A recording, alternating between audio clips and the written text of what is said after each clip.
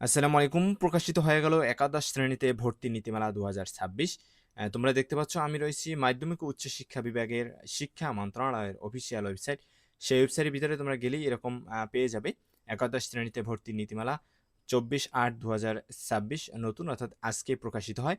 এখন বিষয় হচ্ছে তোমরা যারা আ আ বোর্ড চ্যালেঞ্জের জন্য আবেদন করেছিলে অর্থাৎ পুনর্নিরীক্ষার জন্য আবেদন করেছিলে, তোমাদের কি হবে?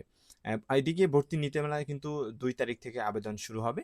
এখন তোমাদের কি অবস্থা? আমি ভর্তির নীতিমালা যদি ক্লিক করি তাহলে তোমরা এখানে ভর্তির নীতিমালাটি দেখতে পাবে।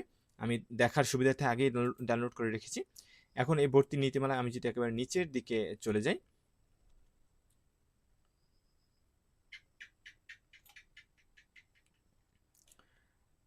এখানে দেখতে পাচ্ছ ২/৯/২০২৬ বুধবার থেকে অর্থাৎ ২ সেপ্টেম্বর থেকে ১০ সেপ্টেম্বর পর্যন্ত কিন্তু আবেদন করার সুযোগ রয়েছে বা আবেদন চলবে। এখন তোমরা যারা বোর্ড চ্যালেঞ্জ করেছিলে তোমাদের কিন্তু একটি ভয় কাজ করে বা তোমাদের কিন্তু এখানে প্রশ্ন থেকে যায় যে তোমরা কিভাবে আবেদন করবে, কবে করবে বা তোমরা যারা ফেল থেকে পাস হবে তোমরা আবেদন করতে পারবে কিনা? সেই সম্পর্কে আসলে ভিডিওটি আমি তোমাদের জন্য নিয়ে আসছি। ভর্তির জন্য অনলাইনে আবেদন গ্রহণ, পুনর্নিরীক্ষণ সহ পুনর্মূল্যায়নের জন্য যারা আবেদন করবে, আবেদনের যোগ্য হলে তাদেরও এই সময়ের মধ্যে আবেদন করতে হবে। এখন বিষয় হচ্ছে তোমাদের রেজাল্ট কিন্তু পুনর্নিরীক্ষার রেজাল্ট কিন্তু সেইভাবেই প্রকাশিত হবে যেন তোমরা আবেদন করতে পারো। অর্থাৎ ১০ তারিখের ভিতরেই তোমাদের পুনর্নিরীক্ষার ফলাফল দেওয়া হবে। এর পরপরই কিন্তু তোমাদের আবেদন করার সুযোগ দেওয়া হবে। এখানে নিচে ২ নম্বর অপশনটা তোমরা যদি দেখো তাহলে দেখতে পাবে পুনর্নিরীক্ষণ সহ পুনর্মূল্যায়নে ফলাফল পরিবর্তিত শিক্ষার্থীদের আবেদন গ্রহণ। অর্থাৎ যারা বোর্ড চ্যালেঞ্জ করেছিলে তোমাদের আবেদন চলবে ১২ থেকে ১৩ অর্থাৎ এই ২ দিন তোমাদের আবেদন চলবে।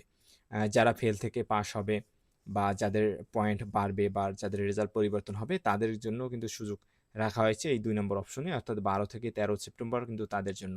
এর আগেই তোমাদের পুনর্নিরীক্ষার রেজাল্ট তোমরা পেয়ে যাবে।